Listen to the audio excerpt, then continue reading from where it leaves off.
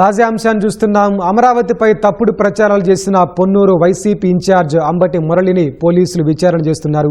దీనికి సంబంధించి మరింత సమాచారం మా ప్రతినిధి చంద్రశేఖర్ అడిగి తెలుసుకుందాం. చంద్రశేఖర్, చెప్పండి, అంబటి మురళి విచారణకు సంబంధించిన వివరాలేంటి?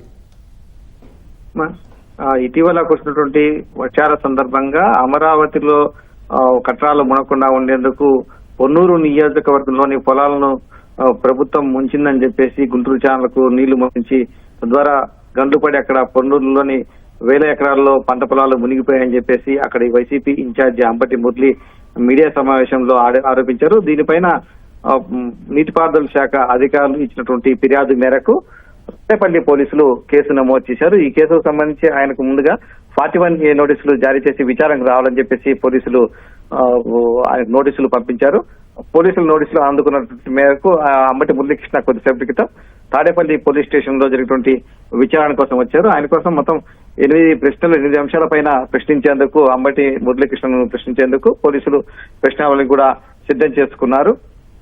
ఉద్దేశపూర్వకంగానే అంబటి మురళీకృష్ణ ఈ వ్యాఖ్యలు చేశారు. కేవలం ప్రభుత్వంపై బురదలేందుకు, అమరావతి పైన వైసీపీ పార్టీకి ఉన్నటువంటి ఒక విద్వేషాన్ని మరోసారి రుజువు చేసేందుకే ఇలాంటి వ్యాఖ్యలు చేశారని, అలాగే ప్రజల్లో ఒక గందరగోళ పరిస్థితి సృష్టించి ప్రభుత్వంపై వ్యతిరేకత పెంచేందుకు చేశారని చెప్పేసి ప్రభుత్వం భావిస్తోంది. ఇందులో భాగంగానే అంబటి మురళీకృష్ణ ఇలాంటి వ్యాఖ్యలు చేశారు సంబంధం లేకుండా అని చెప్పేసి ప్రభుత్వం కూడా భావిస్తోంది. ఇందులో భాగంగానే ఆయన పైన నీటిపారుదల శాఖ అధికారులు ఇచ్చినటువంటి ఫిర్యాదు మేరకు కేసు నమోదు చేశారు.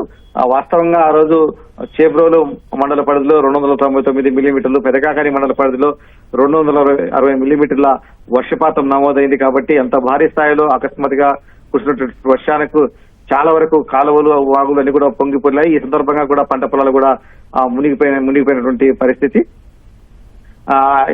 ఇంత భారీ వర్షం పడినప్పుడు పంట పొలాలు మునిగిపోతే దానికి గుంటూరు ఛానల్ కు రాజధాని నీరు మళ్లించారు. ఆ గుంటూరు ఛానల్ గండ్లు పడి ఇలా పంట పొలాలు మునిగిపోయాయని చెప్పేసి చెప్పడం వెనక ఎవరున్నారు, దీని వెనక ఎవరు ప్రోద్బలం ఉంది అని చెప్పే అంశాలపైన పోలీసులు ఆయన్ను ప్రశ్నించున్నారు. అలాగే ఈ గుంటూరు ఛానల్ హెడ్ రెగ్యులేటర్ మూసి ఉందా, తెరిచి ఉందా అనే అంశం పైన మీకేమైనా సమాచారం ఉందా అని కూడా పోలీసులు ఆయన నుంచి వివరాలు రాబట్టున్నారు. ఎందుకంటే ఆ సమయంలో వరద వచ్చిన సమయంలో కనెక్షన్ క్షేత్రస్థాయిలో ఎలాంటి పరిశీలన చేయకుండానే అంబటి మురళి వైసీపీ కార్యాలయంలో కూర్చొని ఈ మీడియా సమావేశం నిర్వహించి పార్టీ పెద్దలిచ్చినటువంటి స్క్రిప్ట్ ను చదివినట్టుగా స్పష్టంగా అర్థమవుతుంది. అందుకోసం కనీస అవగాహన లేకుండా క్షేత్రస్థాయిలో ఏ విషయాన్ని కూడా పరిశీలించకుండానే అంబటి మురళీకృష్ణ ఇలాంటి వ్యాఖ్యలు చేయడం వెనక అక్కడి పొన్నూరు నియోజకవర్గంలో ఉన్న రైతుల్లో కొంత అనుమానాలు కావచ్చు, అపోహలు కావచ్చు ప్రబలేటువంటి అవకాశం ఉంది. దీన్ని ఇలా ఉద్దేశపూర్వకంగానే తప్పుడు ప్రచారం చేశారు కాబట్టి దాన్ని ప్రభుత్వం కూడా కొంత సీరియస్ గా తీసుకుంది. అందుకే